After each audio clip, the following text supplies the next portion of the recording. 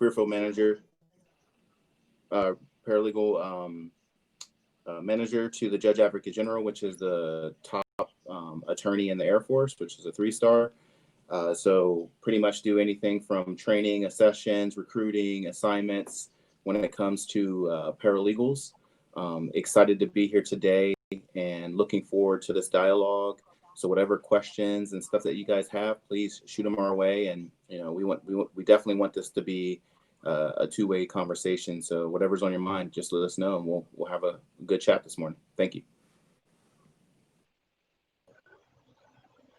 All right. So I know we got a lot of people in here. So if you have a question, you can there should be a button on there. It looks like a hand. You just raise your hand. It'll let us know that you want to ask a question, or you can type your question into the comment box. So at this point, I'm going to open it up for whoever has the first question. And don't be shy where we all just kind of look at each other, because I know y'all have a question.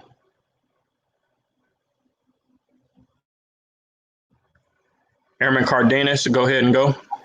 Yes, sir. I have a question pertaining to retraining. I know I'm just starting my career, but I have plans on retraining into the 1 Bravo field. I was wondering if there's anything specific that you guys are looking for, or anything that will aid me into successfully retraining into that field.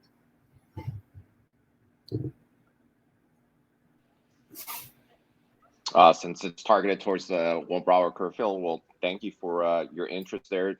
What career field are you in right now? I'm currently a 3D 1X3. Okay, so as a radio frequency transmission systems journeyman, get exposed to network capabilities, any training opportunities that you have within the cyber defense, defense cyber operations and depth measures, or even any offensive cyber training.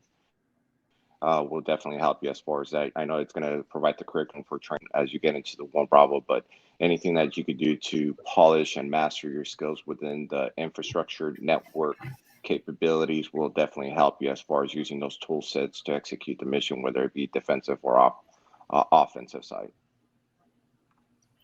Yes, sir. Would you say that the mission defense team is a good opportunity into starting into that experience? Absolutely. Anything that you could do to get your hands on a keyboard and get into what we call cyber sortie missions would definitely help you understand, not only from a red hat, but from the blue hat, and identify your key terrain. What are the anomalies, cyber vulnerabilities? And I know I'm going to geek out right now, but I'm going to slow down as far as that. But any training opportunity that's offered within the private sector, the public sector, industry strands, training opportunities, and Air Force, you got to take advantage of it. And the best way to get started is with that mission defense team that started across the Air Force. Yes, sir. And one other quick question. Do you have any certs that you recommend that I should get that would help me in that? You have Security Plus? I'm working on that right now, sir. It's being offered by my unit. Okay, so if you can, I don't know what your experience, your background is, but start with A+, just so you can understand the network aspect, and then from there get to Security Plus. From Security Plus, you could get into CAP, Certification Administrative Professional, and then CISSP. And then from there, Ethical Hacker, and then the other training opportunities that you have with the tools that we use within the Air Force or DoD. Yes, sir. Thank you, sir. And it's a laundry list, so I don't want to go with the tools. You're welcome.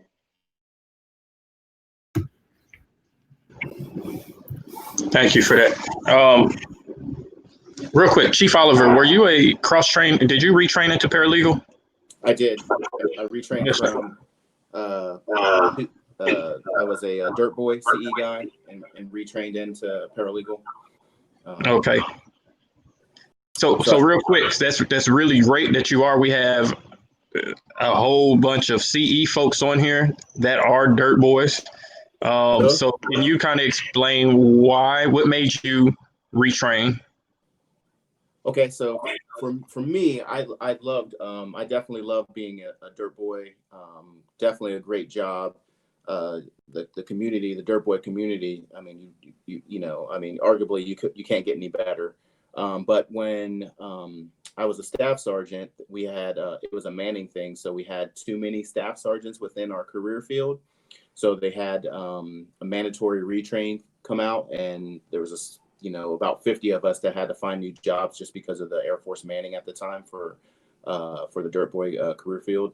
So I had to find another job. So I basically went through the list of different career fields that interest me, and then I applied for the paralegal career field and got accepted. So that's kind of my path to being a 5J. But definitely being a dirt boy. All right. So I have a question that somebody put on here, and it says, what major hiccups or mistakes do you see that airmen usually make? That's for both the chiefs.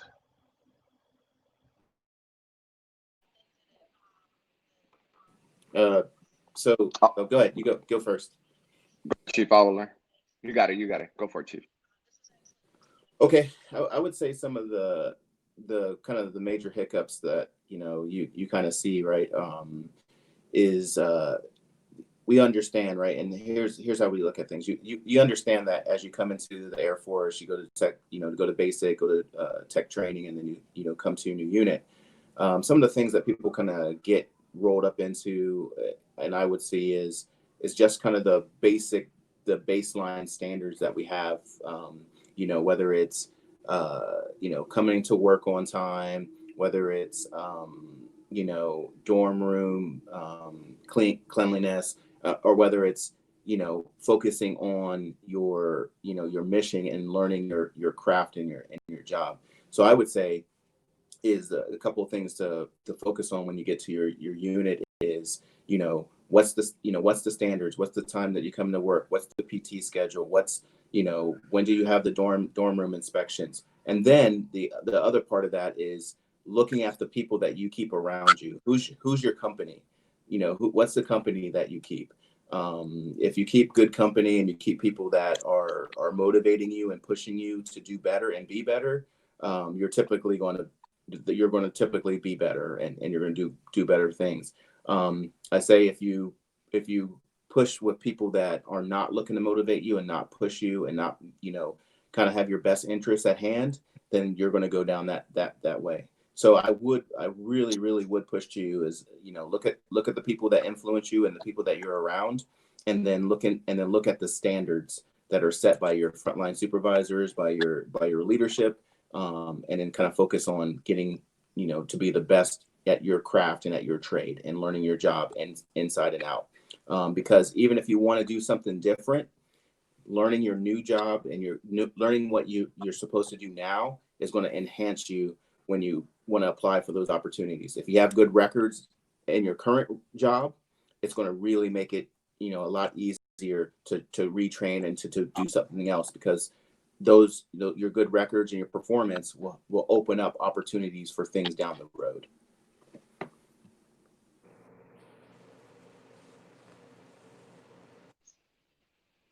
And I'll pass it over. Hey, thanks, Chief Oliver.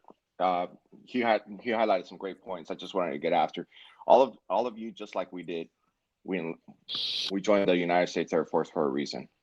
Once you figure that out and realize it, you got to remember that that's your motivation. What's your discipline?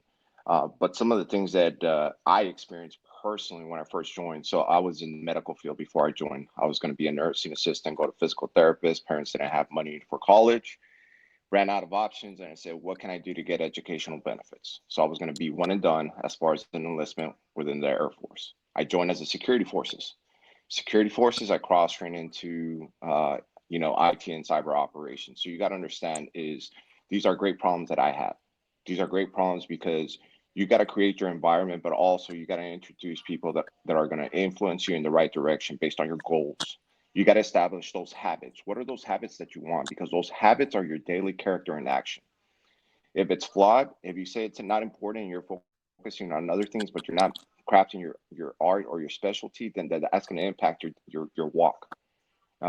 your gait analysis is going to get affected. So that character in action is important. You start with the baby steps. Once you get with the baby steps, then you start extending that stride and start running towards that purpose, those goals. And one of the things that you got to focus is, what I have is 5 disciplines. I focus on spiritual, physical fitness, mental fitness, finances, and family. What are those things that you're getting after? One of the things that you have that we don't have right now is time. When you start investing in yourself, investing in your money is investing in you and making more money out of your own money, then that's a great success story 20 years down the road. So what you do now is going to impact you 15 years from now. So if you say education is not important now and you start having a family later on, and education is important, or other areas that are important to you, you got to figure that out. So not only do you have to conceptualize what's going to happen and what person you want to be in the future, how do you start today to get after those goals that are going to be 5 to 10 years from now? That's going to separate you from the rest. And like Chief Oliver mentioned, you got to find people that are way smarter than you, where you're being inquisitive, you're listening, you're asking those questions so you could arm yourself to be a better person, better airman, a better brother, sister, you know, a father, husband, whatever it is, a wife. You got to figure out what it is that you're after. And once you do that and you start writing it and hold yourself accountable, nobody's your worst critic other than yourself, and you'll get after greatness and be a game changer in your life and in our Air Force. Over to you, Sergeant King. Thank you guys both very much for that. I think Airman AUB had his hand up. Please go ahead and ask your question. Yes, sir. Good morning, Chiefs. I just wanted to ask, in your experiences, what have you seen distinguish those airmen that got senior airmen below the zone from other airmen? And have you ever been on any boards? I went first last time. You can go first this time. Oh, thank you. What was the first part about the below the zone? What have you seen distinguish those airmen that got below the zone from other airmen? So as a below the zone recipient myself, what I did is I was competing with myself. I wasn't looking at, you know, what my peer on the left or on the right was doing. I sat down with my supervisor and I said, I want to be successful in what I'm doing today and tomorrow. How do I get there? How do I take care of today and then focus on tomorrow and get better? So that's when, you know, your supervisor, great resource experience, is going to look at what attributes or areas or categories that you need to focus on so you could get after and give yourself an opportunity for below the zone. But what I'll tell you is, when you start shifting your mindset and letting external factors dictate what you do internally, there's a conflict. Don't let that happen. Internally, you got to figure out what you want to do. When you volunteer for stuff, don't volunteer just to volunteer. Volunteer because it's a purpose. It means something to you. Make it a value added. Anything that you do in this life, in this career, it's value added. So find things that you have a niche for. Don't just volunteer because everybody's doing it. Don't volunteer because, oh, you have to check the block.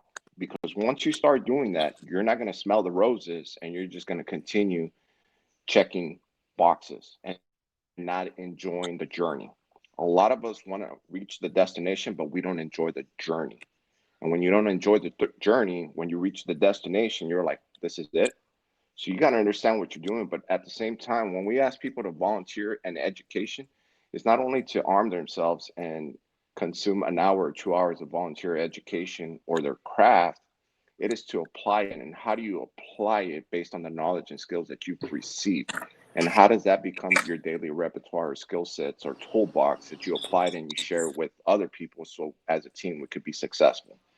So we got to start from there. And you got to be a follower before you're a leader, and then determine when you got to switch roles to get after not only the mission, but also those personal and community involvement goals. Over to you, Chief Oliver. Yeah, thanks. And, you know, just a couple of points to add is, you know, if you have a goal, you know, write it down, put it on paper, you know, write it down. So if that's one of your goals, talk it over with your supervisor. Like, look, this is one of the goals that I would like to achieve. Because with your supervisor, you're going to be able to line out the steps to take you to get there. And then also control what you can control.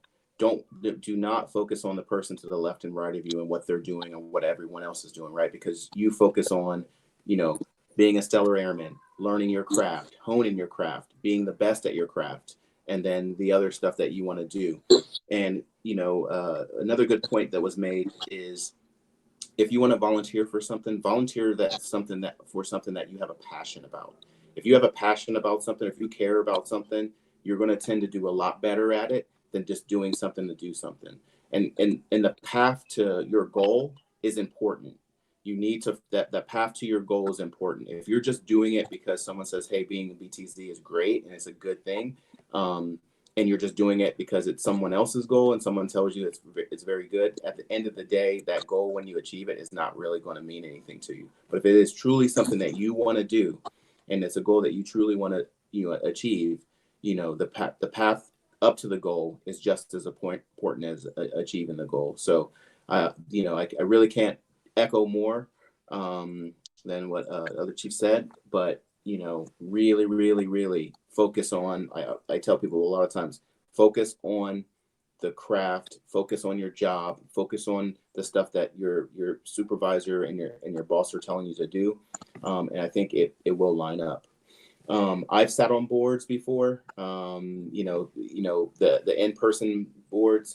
And I think as you prepare for those, the best thing for those boards is to prepare, to do mock boards, to put on your service dress, to check out your uniform, to have a 3 or 4 member panel in front of you, and to, no kidding, study all of the guidance that they have that is out to you for the questions.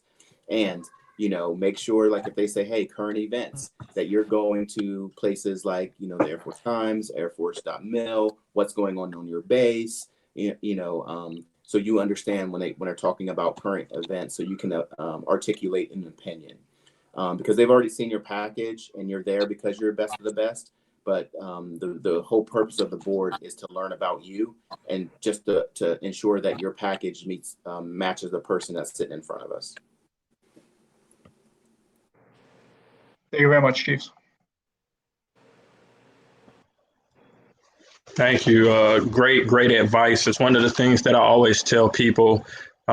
Chief Oliver really hit on it, is when you're volunteering, right, and be mindful. Sometimes you're going to get voluntold for stuff you may not want to do, but your supervisor or somebody like that might see that's something that you need to do.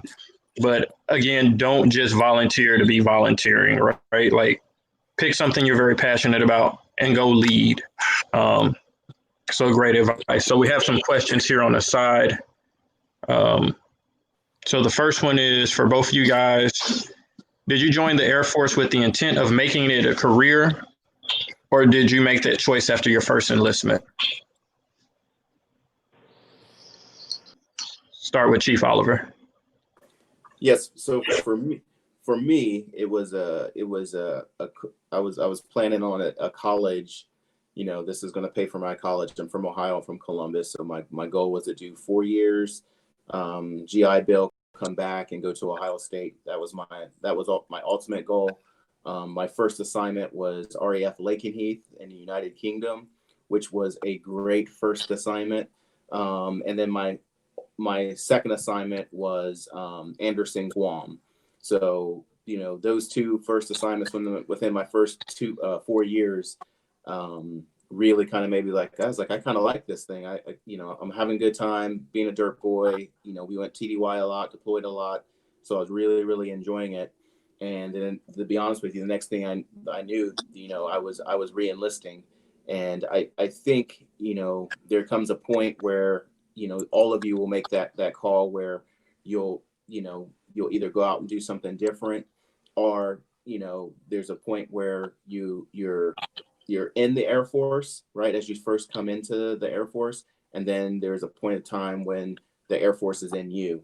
And I think after your second enlistment, that's when that kind of transition starts to happen, when the Air Force is in you and you're having fun doing what you're doing. You like the mission, you like taking care of people, you like being around the people that you're around and the caliber of talent that's around you.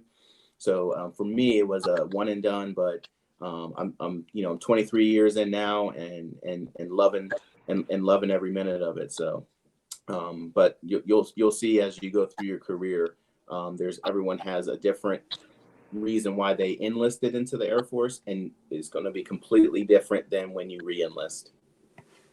Over.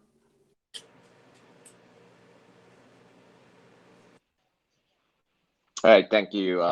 For me, same initial path is I was going to join the Army.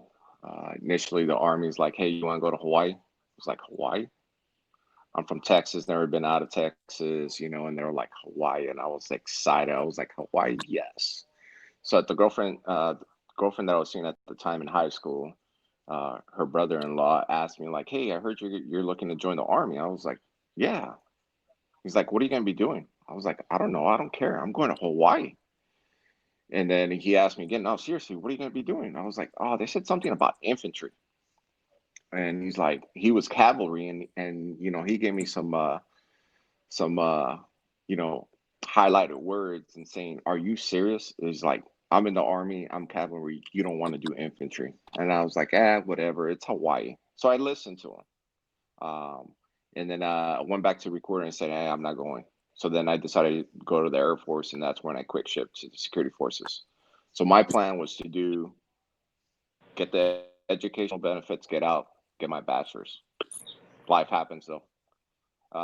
When we look at it as a career, even now, I don't even look at it as a career. When you're saying, hey, I'm going to do 20 years, and it's your first year, or not even a first year, and you say 20 years, what do you all think? That's a long time, right? 20 years? 30 years? That's a long time. So right now, I look at it as bonus rounds. I'm in the bonus round, so I'm over 20 years, and I look at it as bonus rounds. I never say I'm going to do 30 years. I never say it's going to be a career. As long as I'm having fun, the family loves it, we keep going. It's a way of life.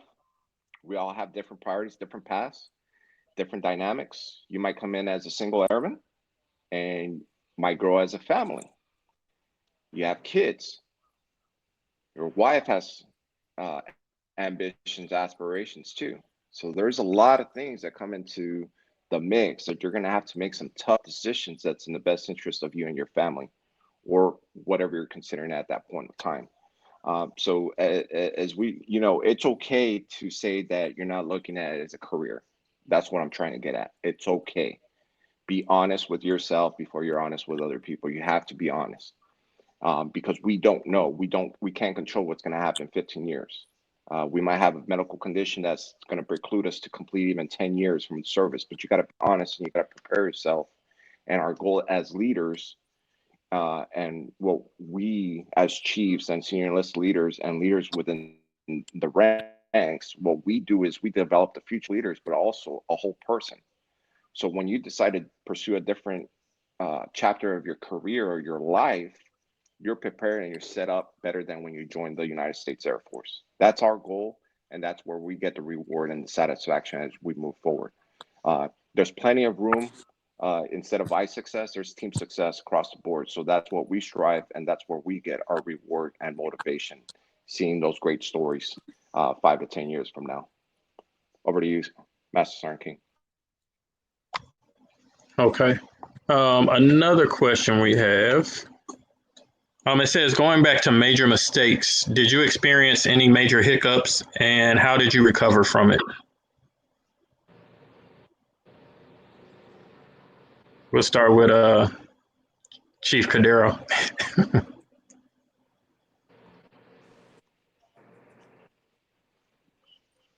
All right.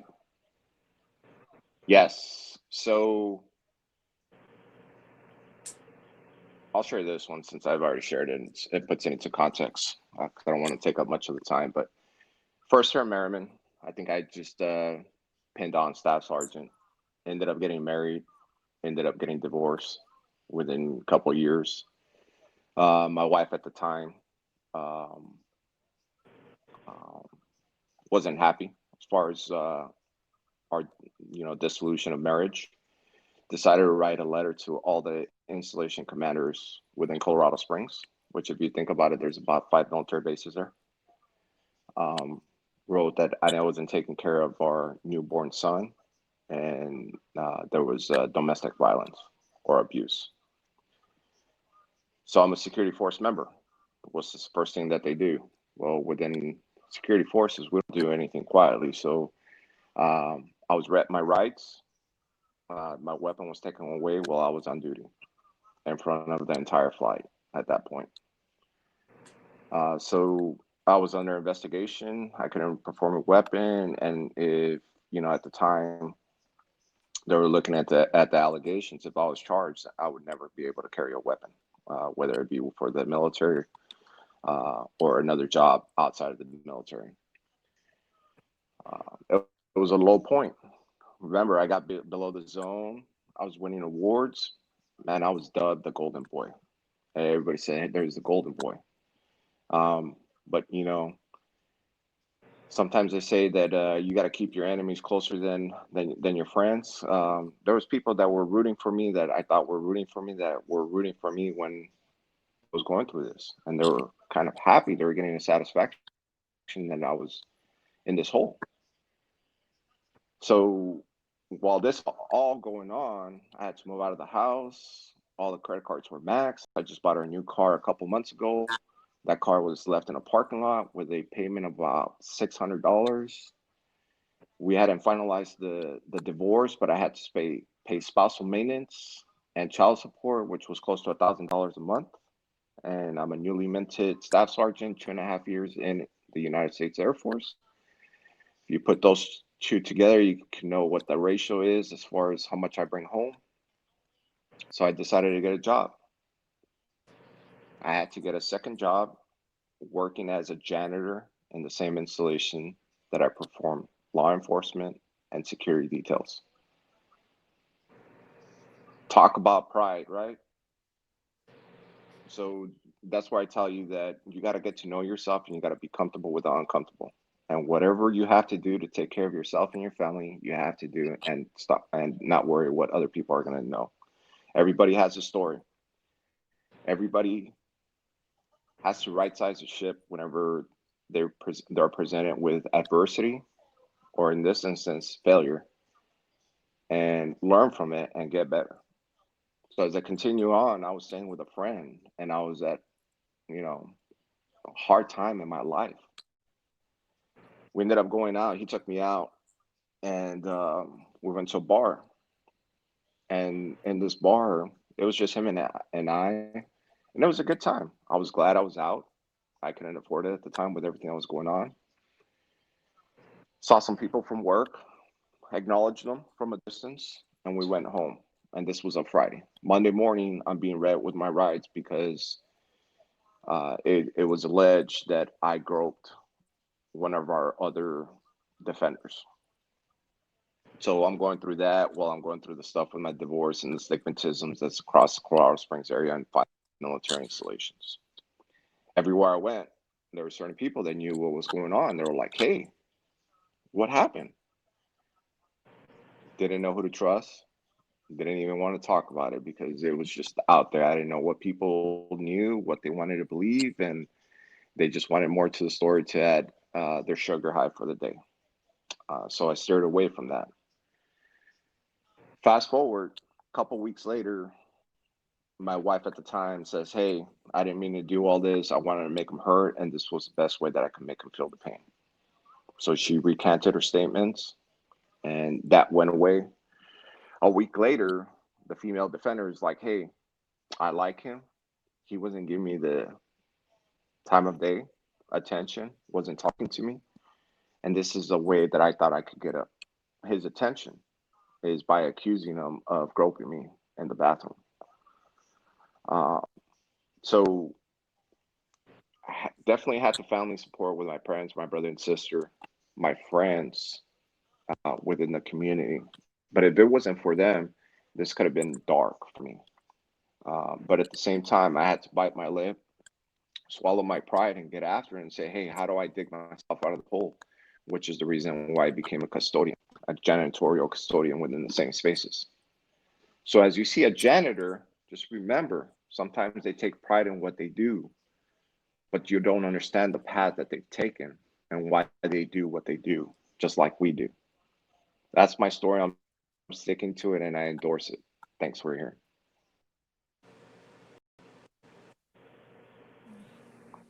Thank you, Chief. Yeah, so really thanks for sharing. So really tough to follow that. So I have something probably a lot lighter, but I will tell you that when I retrained, as a mandatory retrain, like I told you in the beginning, I had a tough transition going from being a dirt boy outside, knowing pretty much everything on the base, kind of that autonomy to go from job site to job site. When you're a staff sergeant, dirt boy, you get to run your own crews. So it's a really, really exciting part of being a dirt boy. But when I transitioned to 5J, being a paralegal, we were inside. You're kind of tied to a desk, and that kind of that had a kind of a toll on me. So I'm a tech sergeant. I have PCS back to Guam from Altus, Oklahoma. And, I was just kind of, I didn't really have any drive. I didn't have any kind of goal. I was just kind of, I was kind of stagnated, and I just didn't kind of know what I wanted to do. And I just was kind of just working and kind of no real focus.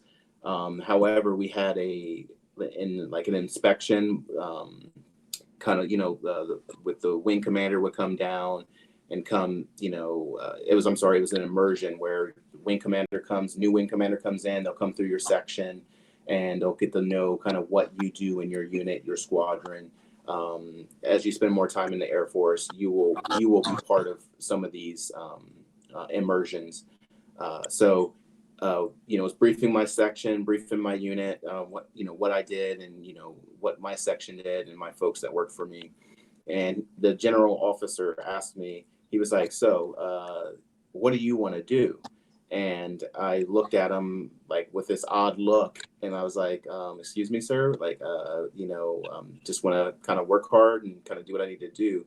And he said, no, what do you want to do? What do you want to do? What do you want to, what are your goals? What are you trying to do in the Air Force? And, I've never been more embarrassed in my life because I had no answer. I had absolutely no answer for him. So, after the brief, my boss had talked to me and was like, hey, what do you want to do? Like, and at that moment I didn't, but that question kind of drove me to say, hey, hey, you got a new gig, you're going to figure this out and kind of write down some goals and write down what you're going to do and press from, that future on. And I will tell you that just that one question kind of sparked me and got me back on to like, hey, I became more driven. I wrote down my goals, got promoted, got to be a first sergeant. And so things kind of rolled on by writing those goals and knowing what you want to do. So kind of, the moral of the story is no matter kind of what, life changes or what things are thrown in front of you, you do have to pick yourself up and figure out, what your next step is and continue to move on. And I think that's why it's also good to surround yourself with some good people, because those are the people that are really going to kind of help you out when you have those trying times, because everybody has a story. All of us, your path here to where you are now, you have a story.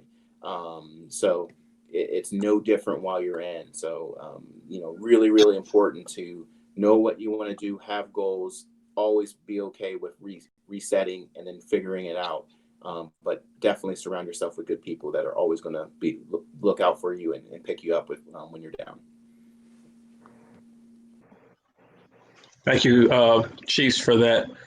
Airman Anya, I see you got your hand up. I'm going to ask one more of these questions here, and then I'll go to you, okay? So this one's from Airman Woodley. It says, Chiefs, do you see force shaping coming back into play in the near future, and will force reduction be as drastic as the ones in the early 2010s?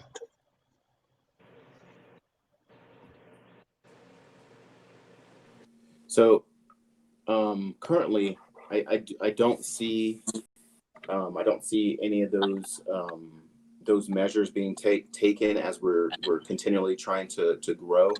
I think when those force shaping things came out in the early 2010s, it was we had some sequestration. We also the Air Force leadership kind of took the kind of stance on like, look, let's kind of rip off the Band-Aid, let's make the cut now, versus kind of doing it, kind of over time. And he's like, look, let's just do it and then move on.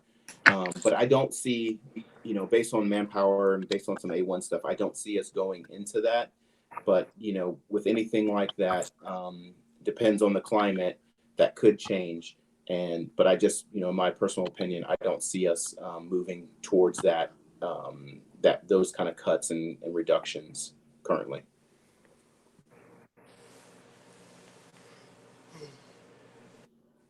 Over. Thank you, Chief Oliver. For me, force reduction, yeah, we definitely took a hit, especially in 2014-15, as we were the first to, among the other military services, to move forward with force reduction.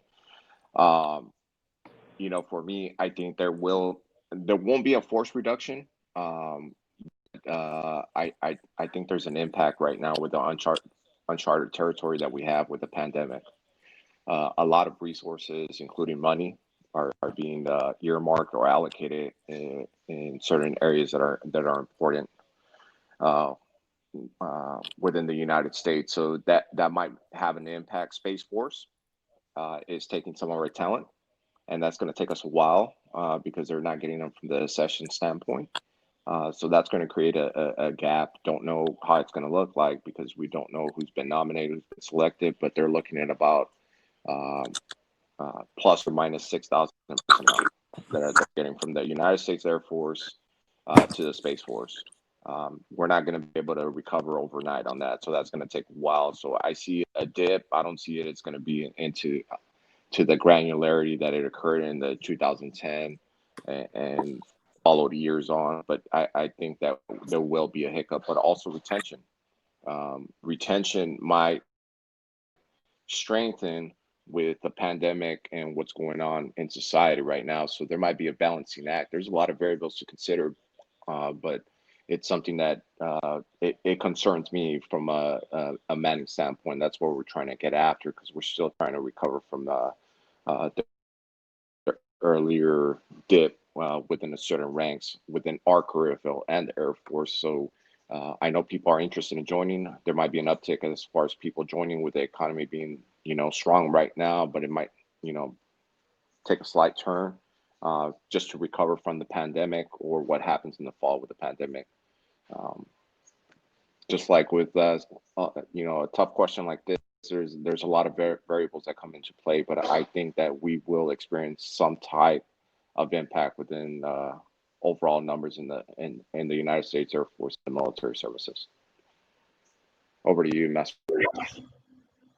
And then also I'm going to have Chief Massarin come, would like to give some insights on that also. So over to you, Chief.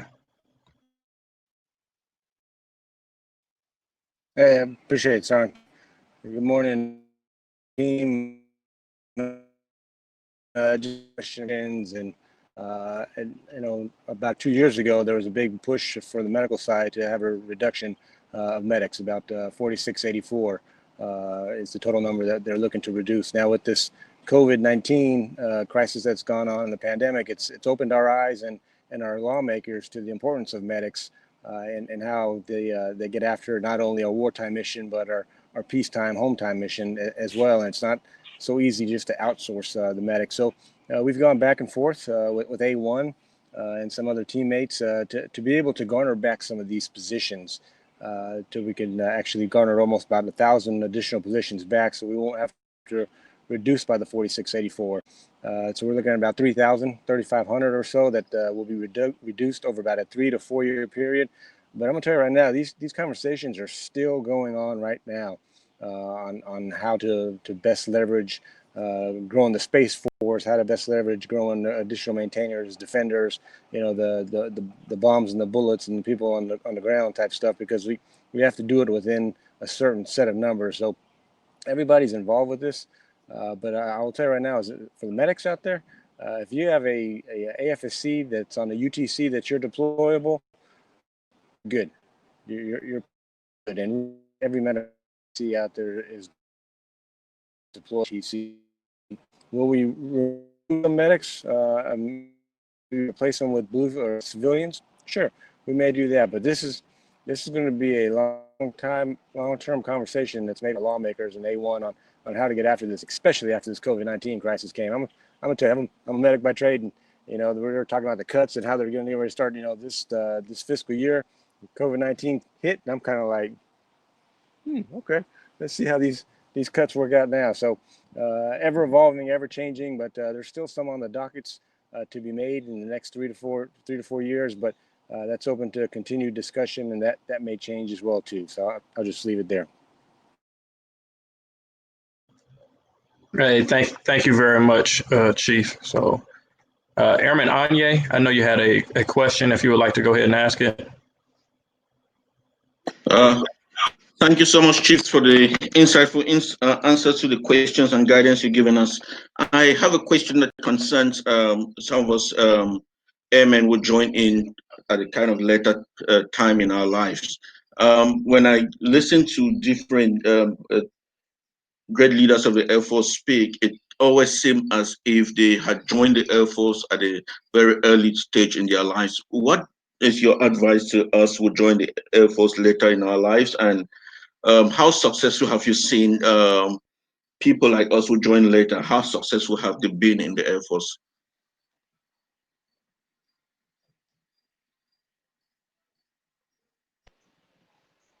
Hey, Chief Oliver, I'll take this one first. So it all depends. It depends on the person. So I have friends that are much older than me that have been very successful joining in when they were 26, 28, close to 30 years. So it all depends. If you come in with a purpose, a set of goals, and you're already mature, you already reached in the maturity scale, you're in a different vector on that scale. Or you're trying to figure out what you want to do in life. But it all comes down to, what is your purpose? What are you looking to achieve as far as goals, and why did you join? But just as I've seen people that have come in right after high school, we've seen people that have joined after they've tried the private sector, the industry, didn't see that successful, and then they enjoy the camaraderie, the teamwork, the opportunities, the career path opportunities that are available within the United States Air Force. So I don't think it's a hurdle or a barrier of you specifically pursuing anything that you want to achieve within parameters in your pursuit in this career. Over to you, Chief Oliver. Thank you. Yes, I totally agree. Like, I think where it can be very helpful for you is that maturity level, that life experience that you have, can actually help you be a leader with your peers. So I've seen it both ways as well. I've seen, young airmen come and do well all the way up, and I've seen 26, 27-year-old airmen and come and do well as well. But I think it really goes back to, what is your focus? What do you want to do? What are your goals? And I really don't think that your age is going to limit you unless you let it. So I echo the exact same sentiment that you can do well either way. Just kind of have your goals and your direction and what you want to do, and your career can be your career. You will definitely be able to control that, whether you're 26, 27, or you're 18 or 19. Get you.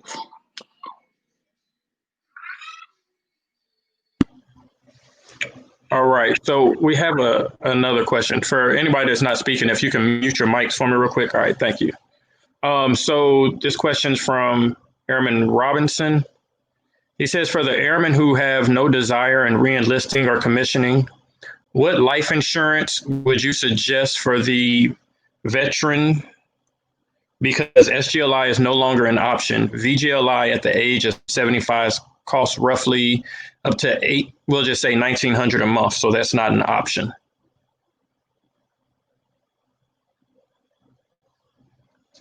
Whichever one of y'all want to take that one. It depends on the situation, but I'll speak for me. I have a whole term life insurance and a term. So I have a 10-year, 15-year, 20-year, and a life. And then when I'm looking at what interests me and benefits, worst case scenario for me and my family is, okay, if it's not used, am I building some equity, some dividends in it? And am I able to tap into that after so many years being in a term or selecting a whole life insurance? Because I look at it as an investment for me and my family. Chief Oliver, you got any inputs? Yeah, I'm the same. I have a term in a whole, but I think it really needs to really look at your personal situation. Do you have kids? Do you have a family? What are your what is your personal situation? I will tell you that if you're already thinking about that right now, you're in a good place because you're planning ahead. So I would tell you to continue and asking those questions. Probably I would consult with a financial planner and kind of get some of those questions answered, because if you're thinking about that now, you're ahead of the game. I will definitely tell you, you're way ahead of the game.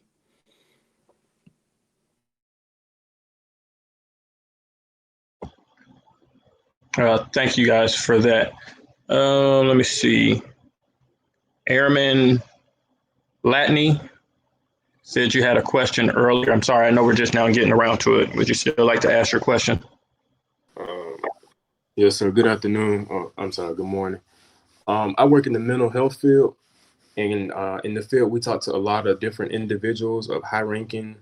And I was just curious, how could someone of my rank make someone of you all's caliber feel comfortable enough to talk to me about current situations that you all face, even though I lack the experience of the years that you all put in?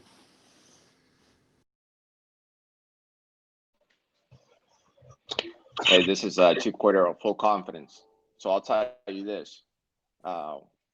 Recently I went to a dental appointment. Colonel didn't clean my teeth. Colonel didn't take care of my teeth, my maintenance within my mouth. It was an A1C that had just arrived. So the same pride, same dedication, and for me to polish my craft, my sword, that's what we do as airmen. So as we come in, we're doing a service, not only internally within the Air Force, but also representation of the United States. So for me, full confidence. I won't come in and say, like, who are you? Oh, you're just an A1C or senior airman? No, I need to talk to a colonel. No. I'm going to, afford the same opportunities, and I'm looking for help. And if you're the right person, you're the right person. And I'm all ears, I'm listening, and I want you to help me, or my person that I brought in for help. Over to you, Chief Oliver. Yes, I agree. Like, you having confidence, because remember, that person is walking into your office because you're the subject matter expert. They're walking in to see you. So, this is the same in my career field. We deal with the law. The law is our job. So we have a lot of A1Cs, senior airmen that, they have commanders and they have first sergeants come to them and ask them questions about different things. And they look at them, and when they give them an answer, they're looking at them as, hey, you guys are the subject matter expert. We're looking to you to give us that advice. So, it's the same. You have the confidence, know your stuff. Remember that they're coming in to see you, and you just have to be confident and understand that you're there to help. If you care and you're there to help them, keep that in mind and just have those conversations. The experience will come with time, but they're there to see you. So whatever conversation that you can have to make them comfortable, you just push through that and don't focus on their rank. Over. Thank you. Chief Com, would you like to touch on that one? Yeah, if you don't mind. Aaron Latney, I'm gonna tell you right now, you're in a job in a position for impact no matter what.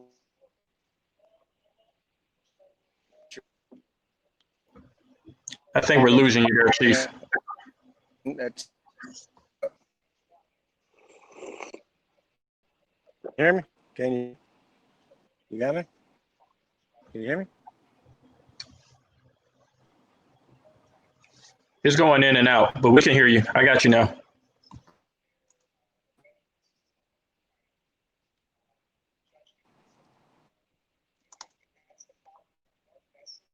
I'm an organization I walk into on base.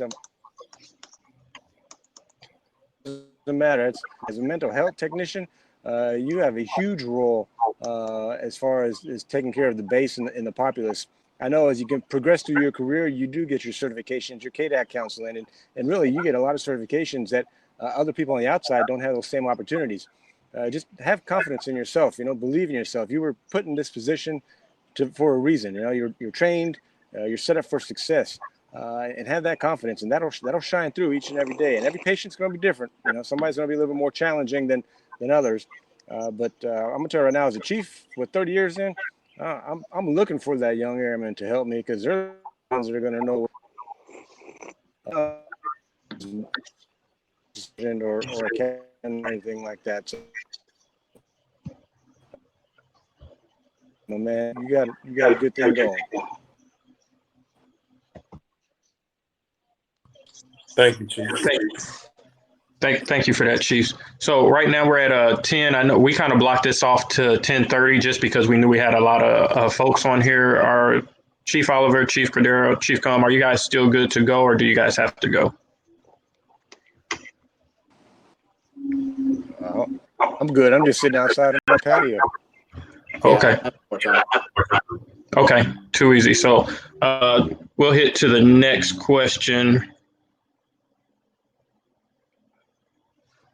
So we have from Airman Santiago. It says, what changes would you personally like to see the Air Force implement, if any at all? Yeah, I'm not sure who went first, last, but whomever wants to go first.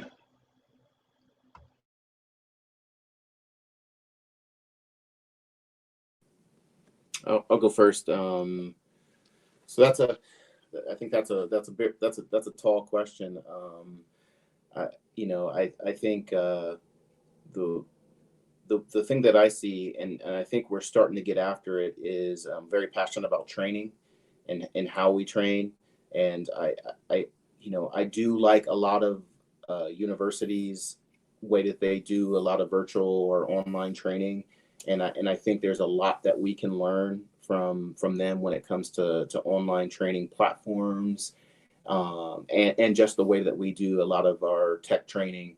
And I think ATC is working on that. But that's one of the big things that I think that we can move out on, is just just always looking at how we train people and looking to to the outside entities of how they do training for us to improve and to move a little bit faster when different platforms change. So I think that's a big thing that I would like to see, just basically on how we do training. Over.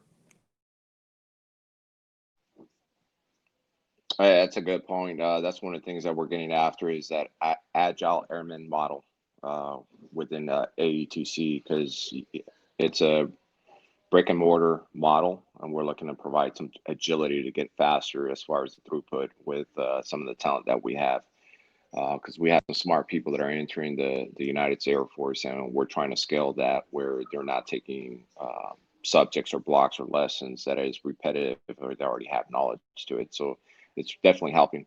One of the things that I'm looking at is, we have a competitive advantage mindset externally, but internally we do as well. And I think that creates a disadvantage as we're looking at things from an acquisition standpoint, from a service and capabilities. So we're all trying to look at capabilities and services that are unique, discrete, that leave a legacy, and we need to start focusing on what's in the best interest of the Air Force as far as interoperability. When we look at that, I think that's created a lot of barriers as far as trying to achieve things. And when we're looking at innovation, there's not a connective tissue with that, which innovation is creating more barriers and eliminating barriers with that type of approach and framework. So just codifying that and then creating a agile cyber acquisition, because a lot of the things that we're trying to look at, and the chief from the medical career field mentioned it, is this pandemic really opened the eyes, the way we do business. The way we do business yesterday is not the way we're going to hope we're not going to do business tomorrow. And that's, we got to think about dispersed stops, the way we look at contingency operations and saying we go from site A to site B. Well, that no longer should be applicable, whether it be cyber warfare, conventional warfare, or a pandemic that we're addressing right now. So how does that look like? What is that context? Do you get a mobile device where you're able to click on the button and with your thumbprint and then do a eye scan with multi-factor authentication, where you create an encryption communication path and you're doing your capabilities within there readily accessible? Or we have to do a paradigm shift of going into a building and saying that we got all the key players there, when virtually we could still get everything accomplished, especially with the cyber capabilities that we have right now. So I'm looking into diving into that as far as creating some other dimensions and capture that spectrum of operations within electromagnetic and cyber operations. So that's where the innovation is going to come in, because those capabilities are being used by non-state actors and state actors, and we need to leverage that for our day-to-day activities to maintain that competitive advantage externally. So those are some of the thoughts that I hope that we get. And there's discussions right now. There's models and there's pilot tests from a DoD level and from the service department. So I'm happy to be a part of that, and I'm looking forward to what the final product and capability is available to us to use on a daily basis. Over to you, Master Sergeant King. Thank you. I'm sorry, I didn't see it in the corner there, but Airman Green, you've had your hand up. Would you like to ask your question?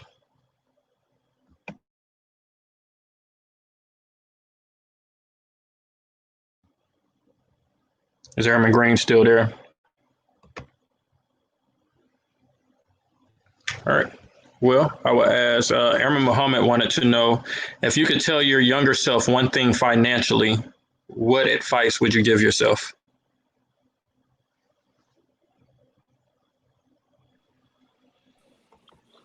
I would All study. right, so I'll start with. Oh, go ahead, Chief. No, you're good. You're gonna jump in? No, you can start. Okay. So I'll tell you this, and I'll remember this too, and I pass it on, and it's something that I really believe in. Pay it forward. So I came in as a security force member. One of my first days in my post, my flight chief came in to me, gave me a book for dummies, and gave me the section for the stocks. So when I opened the paper, I looked at it. I was like, "What the hell are these symbols? What does it mean?" It was like, that's your future worth. So you got to determine what you're going to pick, where you're going to put in your bucket, and start investing. And he gave me an investing book for dummies. So I read it that night, and I got after it. So what I would tell myself now is I should have gone even bigger when I was single. It was something new, and I wanted that instant gratification. I wanted to have readily accessible the money that I earned, and use it at that point. But investing in yourself long term pays dividends. With that compound interest and dividends, stay the course. That's what I would tell myself. Stay the course. And every time you get a pay raise at the end of the year, every time you get promoted, put a percentage. So right now I'm at 25%. 25% of my pay, I invest right now. I should have started back when I started 10% and should have just increased it. which I started about 6% when I first joined, but I should have been a little bit more aggressive and invested in myself.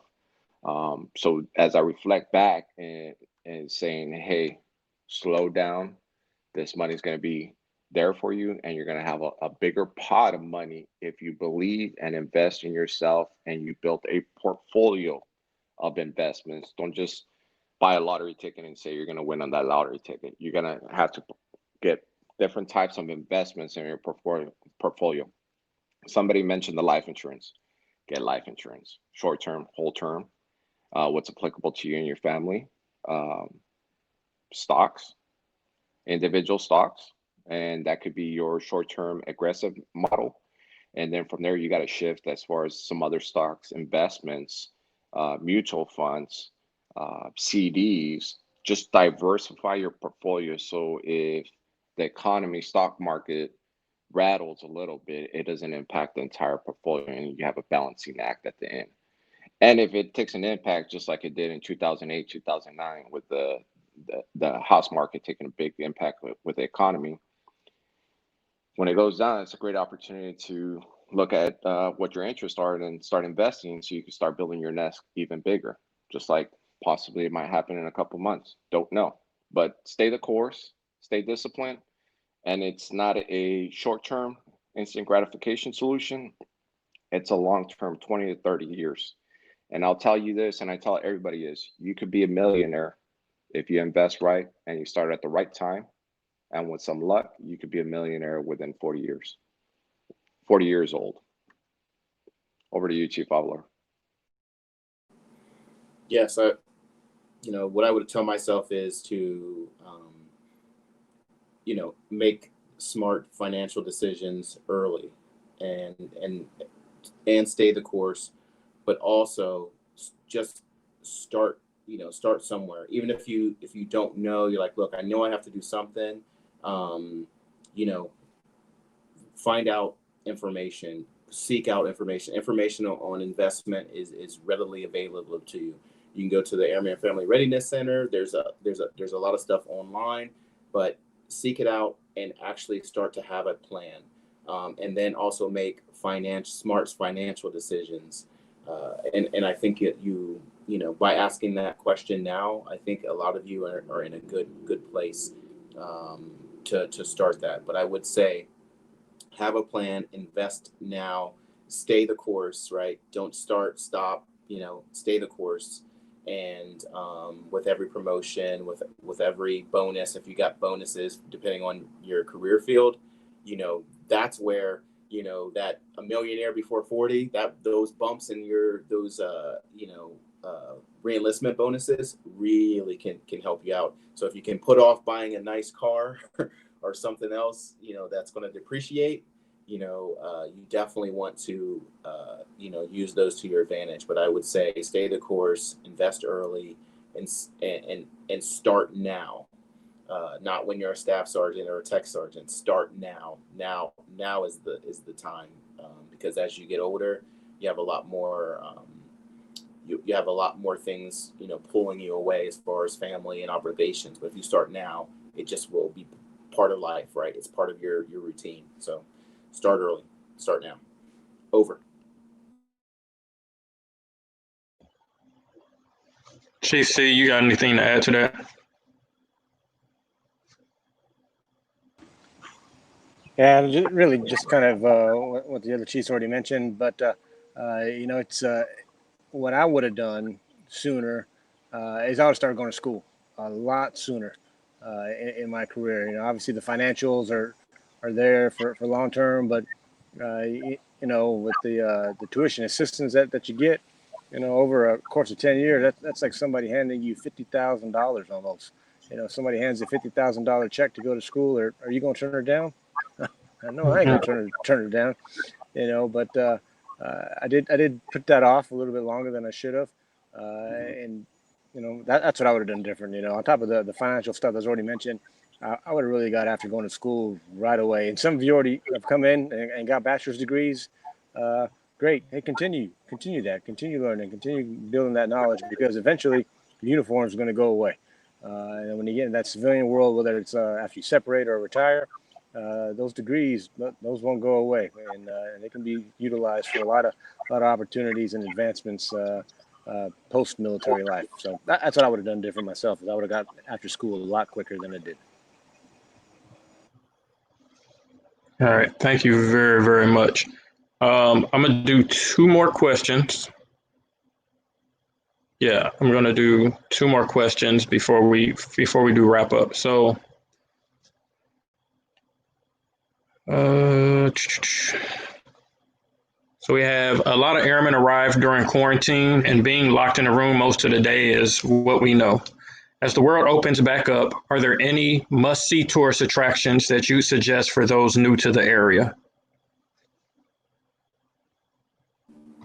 So I've been here about a year, a little over a year, and I will tell you when things do open back up, going down, kind of downtown DC, from the Pentagon. I'm kind of a runner, so I run from the Pentagon, and I'll run to the Air Force Memorial. I run to the Lincoln Memorial, Iwo Jima, World War II, and the Monument. I will tell you, it's one thing to go to some monuments, get kind of on the weekend and the crowds are kind of big. But I will tell you, going at sunrise or sunset to any of those memorials is absolutely amazing.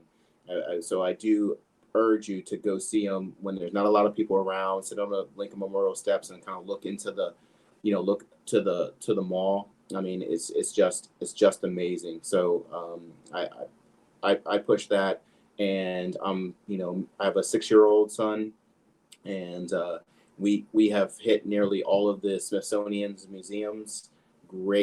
Definitely great time. They're free, so really, really good there. So I do urge you that. And then if you can, always a great opportunity to do a tour of the Pentagon. Really good. Just think about some of the most amazing leaders have walked through that building. So really a good opportunity to, do a tour of the Pentagon. Over.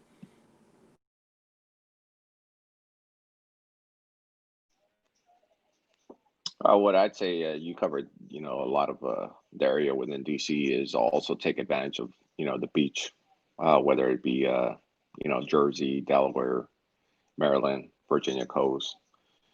They're all close by distance. Take advantage of, going. This is the first time for me being this far East Coast or in the East Coast.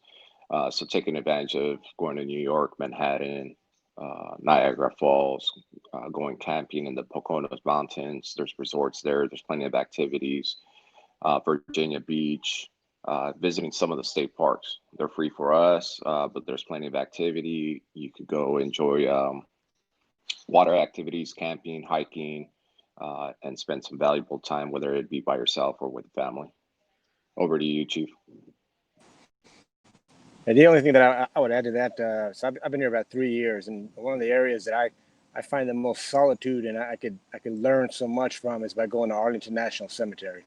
Every year they have wreath laying, and my family and I, we've taken part of that since we've been here, and we go back and help pick up the wreaths. And every time there's an event, we go out there to volunteer. But what I like about it is as you go out there and you lay these wreaths or just walk around, there's so much history in that cemetery. 400,000 heroes lay there, from people, the Space Shuttle Challenger, to previous presidents. Sorry, helicopter flying overhead.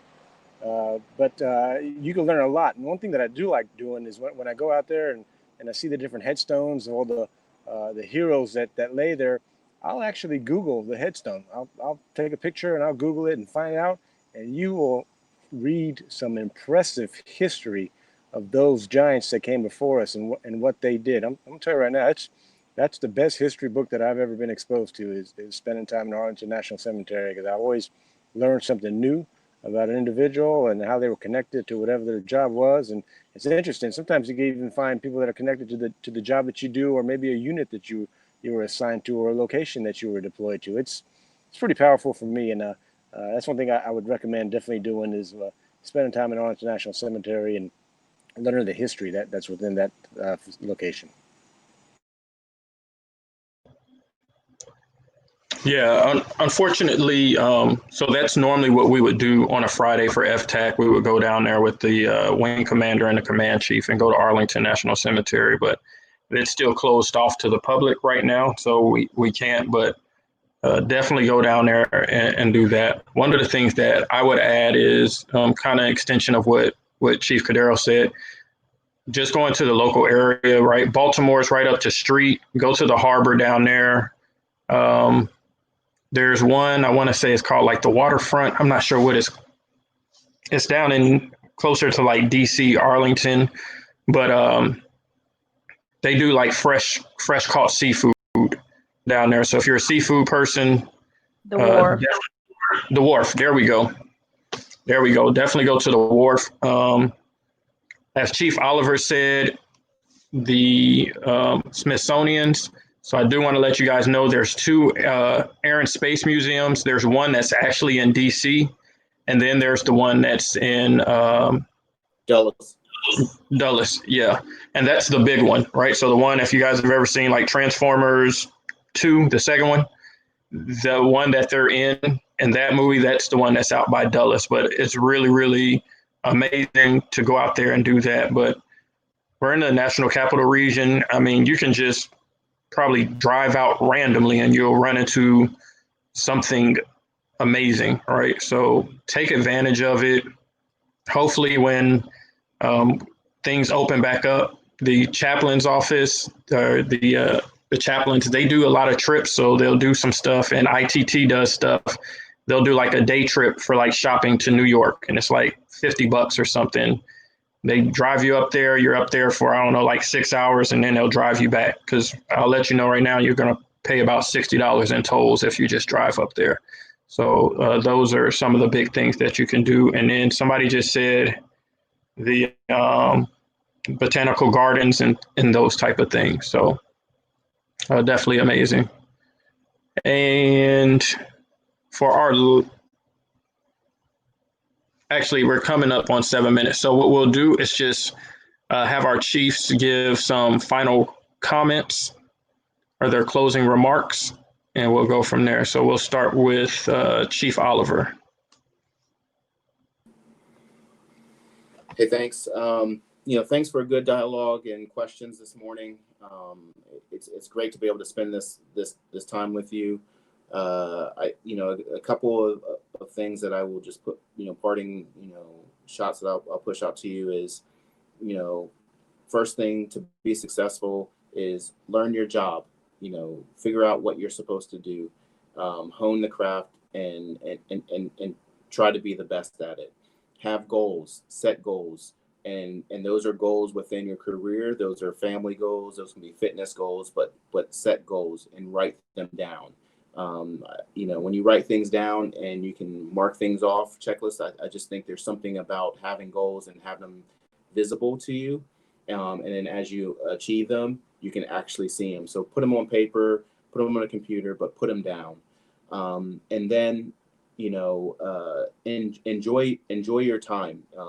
This is a great time to, as you start in your career, you're going to make friends with people that are in FTAC. You're going to build relationships through people that are within your AFSC at your base. So it'll be funny to you if you do a long career, even if you do a short career, you will still maintain contact with some of the folks that you've met along the way. And that's what is amazing about the Air Force, because as you go through and you move from different assignment, you'll always have a place to stay somewhere within, around the world. So it's definitely great. So, have fun, enjoy, learn, ask a lot of questions. You have a different perspective. So when you go into your units, ask those questions like, hey, why do we do this this way? Because you could come up with a new idea, innovative way to change something to make things better. So, and as you're going through different things within your units, always learn the reason why. Understand why you do, what your mission is. Always understand the reason why. Always ask that question, because you don't want to kind of go out and do things without purpose. So always understand that. And with that, enjoy, have fun, be safe, and kind of hope to see you around Andrews sometime soon. Take care. Out. Chief CORDERO. Just want to say thank you for the opportunity. You always get something out of this. Got a lot of good feedback, great questions, and you know, some of the things that I want to share is do what makes you happy. Do what makes you happy. At the end of the day, we only have one life. If you're not happy doing something, you got to change something. Don't expect change if you're not willing to make the change and create that. With doing that, habits. I'm really big on habits. The daily habits, the routines that we have on a daily basis, instills that discipline, that motivation, and puts us in that lens of perspective that we're devoting valuable time on the right things at the right time. It gets rid of procrastination, laziness. It keeps you laser focused on what you want to do and what your purpose is, and it's a deliberate framework. However you model it with those habits, because that's how you're going to get results. Sometimes they might get there by accident, but you know, everybody wants to celebrate with you, but nobody wants to celebrate the journey, all the long sessions, nights, sacrifices that you made to achieve those goals. But everybody wants to celebrate when you reach the or achieve your goal. So just keep that in mind. Other thing is, be inquisitive, be a sponge. Don't be afraid to provide context. Get experience, do jobs that make you uncomfortable. Volunteer on things that make you uncomfortable. And what I mean by that is it creates an environment of learning. One of the things that I always strive to do in everything that I do is I have to learn something. So whenever you go to a briefing, you attend a session, and a friend or a colleague or somebody asks you, hey, how was it? Man, it was boring. It wasn't worth it. Make that change within yourself and ask something so you could get a return of investment in whatever you dedicated your time with. So if you're not getting the value that you desire, you have to ask those questions or navigate yourself to those charted waters that will give you the value that you're seeking for. Keep that in mind. That works for people, business, your goals, and what you're trying to achieve educationally or as you develop yourself. One book that I'm reading right now, so I don't take many challenges, but I thought this was a worthy cause. So right now I'm doing the 22-day challenge, veterans, suicide prevention and awareness, 22-day push-up challenge. Because right now, based on statistics, and I know they changed recently, but on average, 22 veterans commit suicide. So I said, okay, I could do the push-ups. Push-ups are easy for me.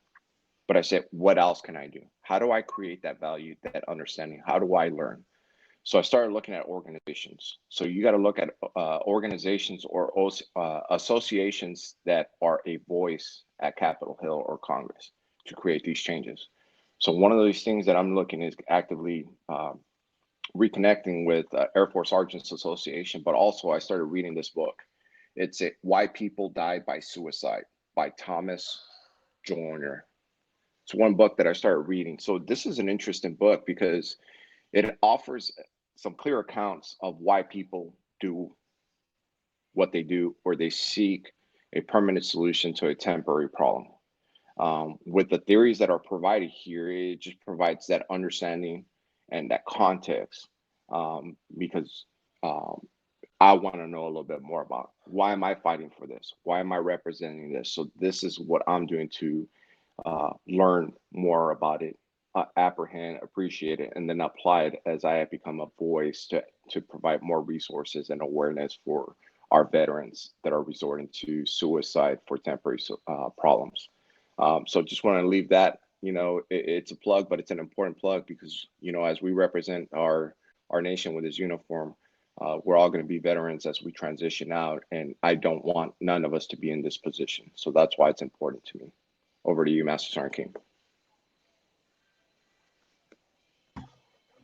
Chief Com, do you have anything?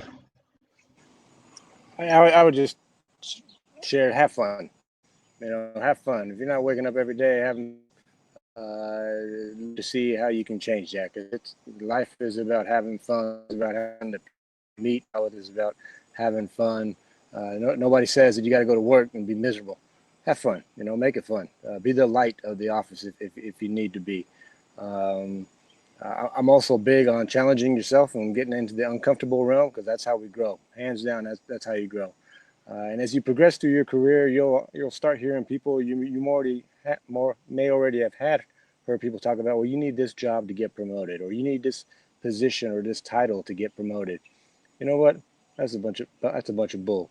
Rather than looking for a job or a title that's going to get you promoted, look for a place where you can make a difference. First off, in yourself to be a better person, and then where you can make a difference in your flight, in your squadron, in your group, in your wing, in your organization. Articulate that in your EPR. That's what's going to get you promoted, not searching for a title or a position that nobody really pays attention to anyways.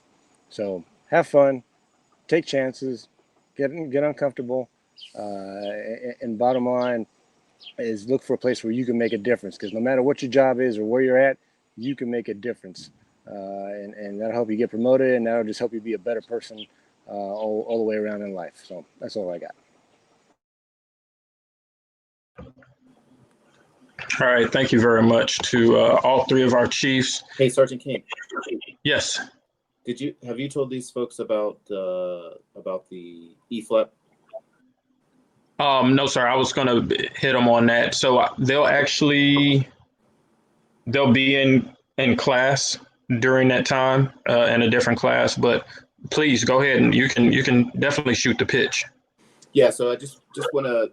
There's a new commissioning program that we got in the JAG Corps where basically it's open to any AFSC, as long as you're in the Air Force from between 2 and 6 years. Basically, it's funded legal education. So the JAG Corps, the Air Force, will put you through law school, and then you'll come back as a commissioned officer. So it's a new program. We just came out with it about 2 weeks ago. Sergeant King will have more information coming about it, but we have a fact sheet and we have pretty much everything that you need to apply. So if you're interested, get with Sergeant King. He can push you some of the information. And if being a JAG is something that you're thinking about doing or interested in, we're always recruiting. So please reach out to us and we'll answer any questions you have. Thanks. I appreciate it. Thanks.